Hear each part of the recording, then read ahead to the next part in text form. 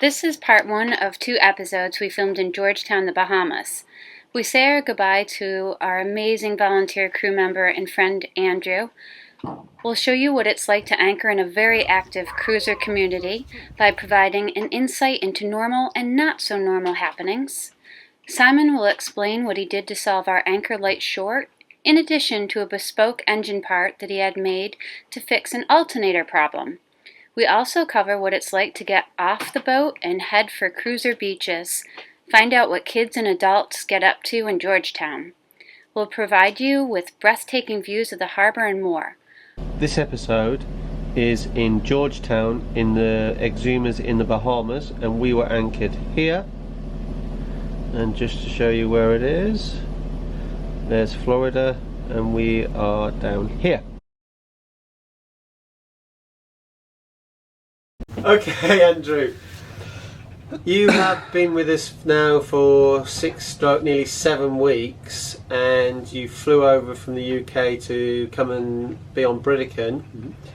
We've spent quite a few times doing jobs and doing sailing, and we've sailed from Charleston to Amelia Island and then making our way down through St. Augustine, Cape Canaveral to West Palm Beach. Then it was ICW to Fort Lauderdale in the Bahamas. Yep. What was your motivation for coming on to BRITICAN? 1, to try something new. 2, to learn. And 3, I thought it'd be quite cool. Yes. What's been your favourite memories about your 6-7 weeks with us? Sailing, I loved sailing from Fort Lauderdale to the Bahamas, and one of the reasons was New Year's Eve. Yeah. And we saw the fireworks from Miami, which was cool. Quite cool from being from the sea. And then the next morning it was like champagne sailing, as Simon would say it. And it was just like flat calm and perfect sailing. So that was cool. I did like Thunderball Lagoon. That was quite cool. Grotto, jumping through the top there, that was good. But no, and the pigs, of course. And the pigs, yeah, they were fun. They were fun, aye. Especially the ones that tried to get on the team with us. I was thinking, oh no, I'm going to pop it. I was with my hands. Yeah, Buzzy telling the insurance company, how did it pop? Pig. A pig. Yes, no, we're not getting that money. Because we've been to quite a few places and quite a few ports, what was your favourite? I loved St. Augustine, and just for the old city-wise, that was really cool. And something, it sounds awful, but America doesn't really have any history compared to the UK. So to see that fort and learn about the history, that was really cool. And I did enjoy there. I quite liked Royal Island. When we went to that, yeah. Yeah, that was quite nice in there.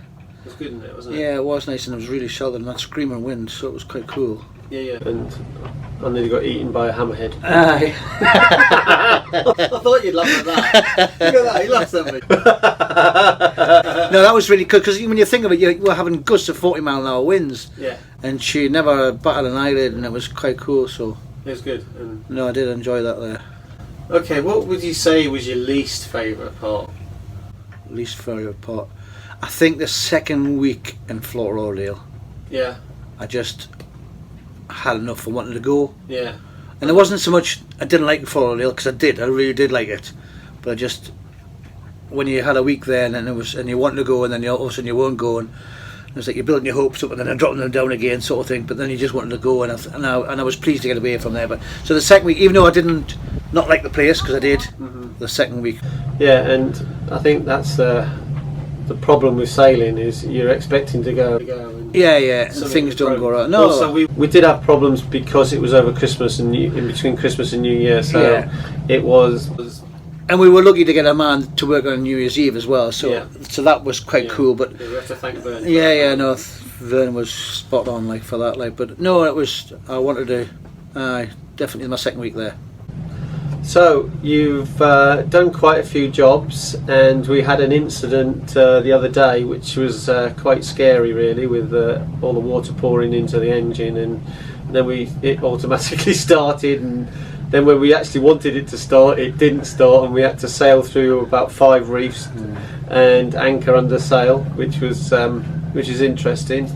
Has it put you off sailing? Nah, I think, you know, if I'd come on this trip and everything had been perfect, everything had been sailing perfect, nothing had gone wrong, then I'd think it was a doddle, and I probably want to jump 2 feet into doing. Yeah. But because we've had loads of problems, not massive amount of problems, but silly little things, Yeah. and done silly little things, I think it's been easier. And then I realised at the end of it, if I ever did want to do this someday, then I think I could be all right with it. Mm-hmm. I think I could cope with it a lot better than, like, because sometimes it is a panic situation, and instead of panicking and causing mayhem, just take your time and chill and get on with it. But it just, for me, I think if I ever did do it, now I wouldn't be worried. Okay. Whereas before, I think I would be worried a little bit. You know, I think I wouldn't be. You know, like first anchoring. You know, anchoring for your first time, and thinking, oh, you're going to drift through the night and move away. You know, that for me, theory is kind of scary, because you think, so that's all, and I could be suddenly sleeping, I could be on the rocks, and I wouldn't know. Doing all them little silly things, just I think, you know, and it's far better. So yeah. Yeah, well, I think you've been absolutely awesome, and you know. Thank you. Yeah, you know, I would have you any time, any That's second. good. Because you never know. I may be back at the flight in a few weeks' time. Yeah, well, you're more than welcome. You're more than welcome. I'll probably have a job list like that. So, if anyone else wants to come on BRITICAN, what would you say was your advice to them? My advice is, don't bring too much stuff. Don't bring a smart shirt to go for a meal, because it's a waste of time. Just come casually. You're absolutely brilliant. Thank you. And no, sorry.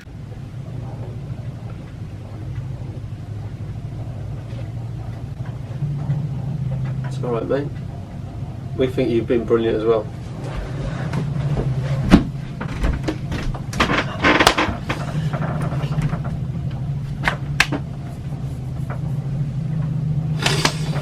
Sorry. Don't have to say sorry, mate. It's all right. Just be good.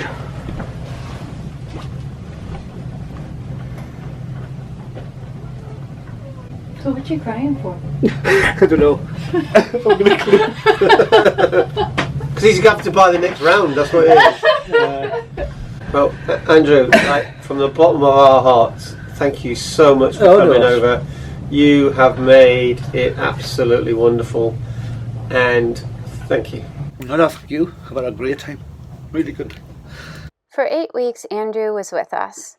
We all worked together to keep BRITICAN floating, and when we weren't fixing things or sailing, we spent time seeing the sights. Andrew originally contacted me over Facebook asking if he could join us. We spent several months sending emails back and forth, and he eventually flew from the UK to meet us in Charleston, South Carolina. When we asked how he could contribute to keeping BRITICAN afloat, he said that he'd teach Sienna bird calls. We didn't expect much from Andrew, but we didn't realize that he is one of those unassuming people that underpromises and overdelivers. We were totally blown away by his nonstop ability to contribute not only to improving BRITICAN, but to us as a family. Simon, Sienna, and I are extremely grateful to have had Andrew as a crew member. He became a friend, and there's no doubt in any of our minds that our friendship will last a lifetime. Due to engine issues and waiting for parts, we were anchored in the same spot for over a month. Life in Georgetown, the Bahamas, became normal. We did our normal tasks, such as cutting hair, cooking, doing laundry, and more. And Sienna had her routine of homeschooling, hanging out with friends, and constantly bargaining for sleepovers. This section of the episode will give you an inside look into life at anchor. I'm making my very first flatbreads. We're having naan breads, aren't we? Yep, because I made a sweet potato chickpea curry. And here they are. Alright, today I made Spanish rice in the solar cooker. Let's see. Oh, that looks good, and boy does it smell good.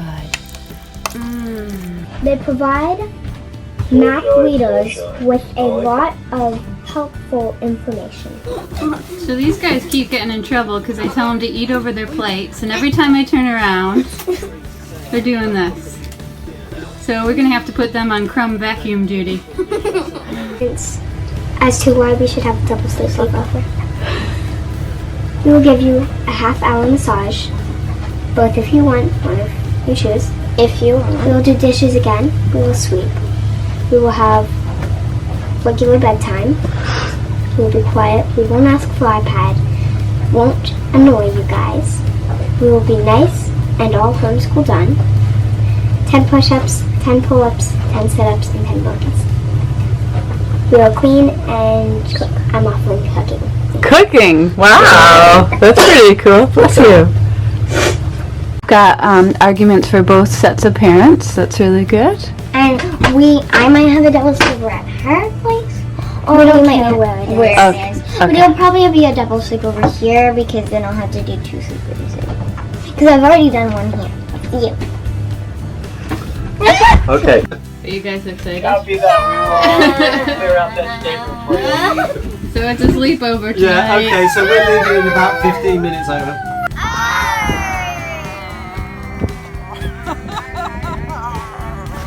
So how's it going, girls? How's the food? Good. And the fort is great. Well done. We went over to Mike and Dad's place and we found the map that said that underneath this place there's great treasure. On special occasions, we might travel over to our neighboring boat for a potluck dinner, great conversations, and games night. This particular night, a few of us cruisers got together on Aqua Bob's boat to eat and play cards. Playing the dealer. We also had some not so normal events at Anchor. Simon just jumped in the water with the dolphins. And the dolphins came up to him. And guess the dolphin lifted up his nose like this, and he kind of clapped his thing. And he went upside down kind of, didn't he? He went like, whoop. There's like quite a few of them coming up. Look at, they're swimming right next to Simon.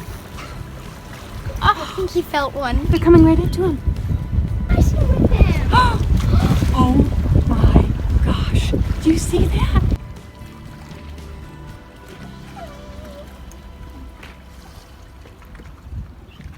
Hi guys. It's been a good half hour now that they're just swimming with Simon. The baby's right here.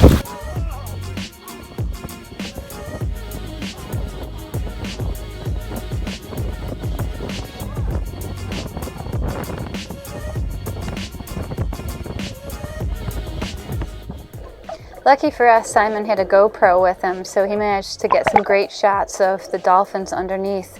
They were so playful, and they came back time and time again, and we heard rumors that they were swimming with other people at the anchorage. So if you ever want to swim with real wild dolphins, check out Georgetown, the Bahamas, because they are there.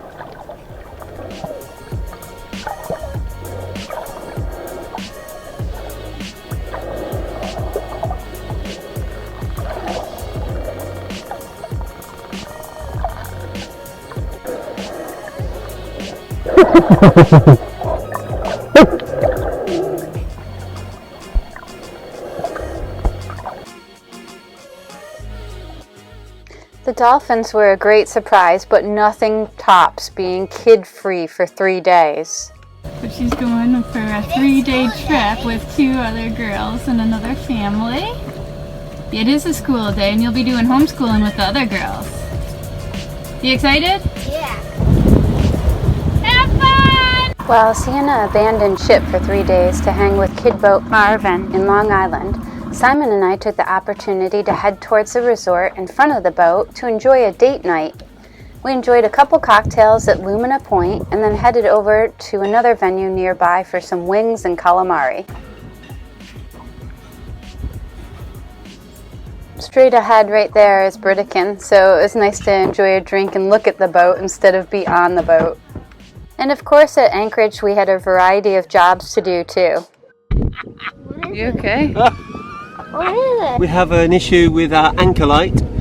It keeps shorting out, so I've got to go up there and see what it is. I've got a spare light in here, and I'm going to take up my multimeter and go and check it out.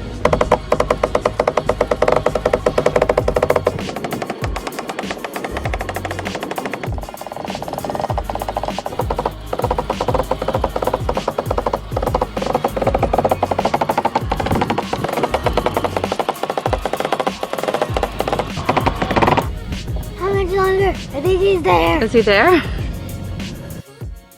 The mast is 85 feet, so it takes about 10 minutes for us to get Simon all the way to the very tippy top.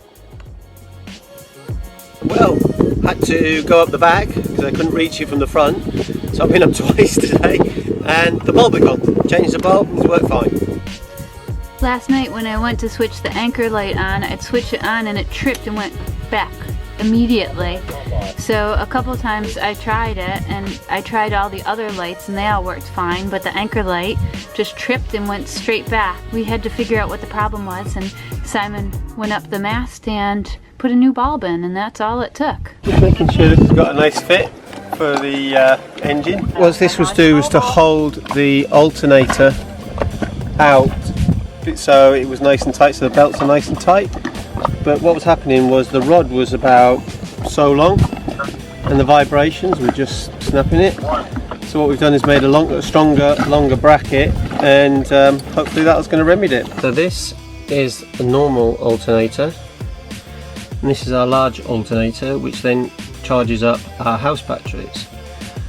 Now this normally is a rod that's slightly longer to here, so it's quite long. It's quite long, and what's been happening is there's a bracket, a smaller bracket on here. It's been vibrating and snapping off, and then that leaves it so we don't have any force on here, and it's not charging the batteries up.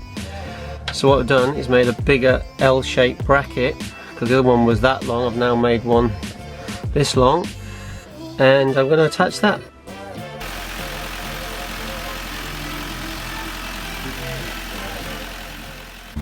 When we weren't on the boat, we were headed for the beach or on the beach.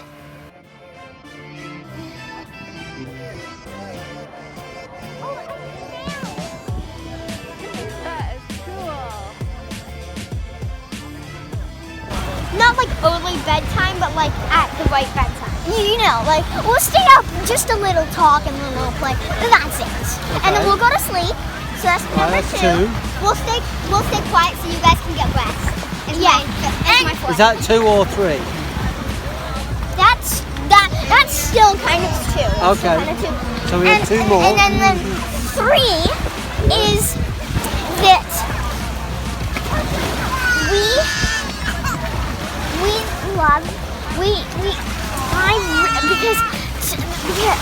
because she needs some help, and then my mouth is going Done. While the kids were bargaining for sleepovers, the adults were planning passages and discussing weather. And from time to time, cruisers or locals gave talks about a wide variety of things. And there wasn't just one beach to explore, there were loads of beaches to explore.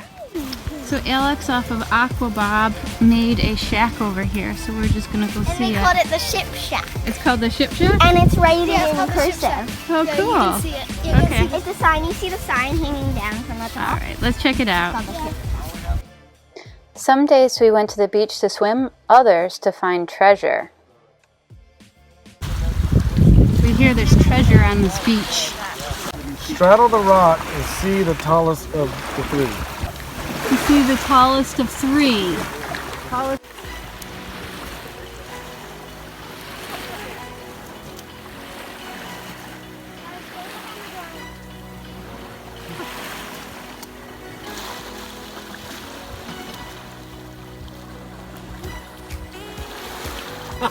Nice, an engineer that can do it. What's it there? Oh, look at that! Pirate booty. Let's see what's in there. Yeah. All right. You left some. Wow. Oh, get that bracelet, Sally. Oh, these are nice. Oh, and there's some gold in here. I get the gold. Y'all don't have the trick. Y'all don't have the. Oh. There's gold in there. And there's money. So we got gold doubloons. Right here. These are beautiful. And from time to time, the kids would all plan a get-together on the beach so that they could build a fire and roast hot dogs and marshmallows.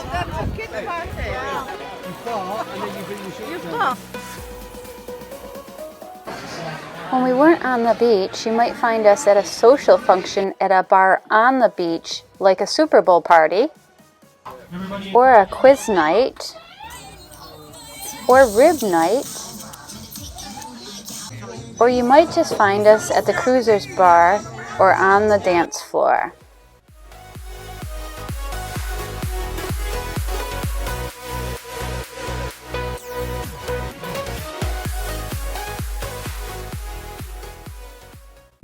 But Georgetown in the Bahamas isn't just about the beaches. It's also about the amazing walks and breathtaking views. So our objective is to get up to the monument there. So hopefully we'll find a fork in the path. Okay, we started our final ascent. Yeah, we're going up.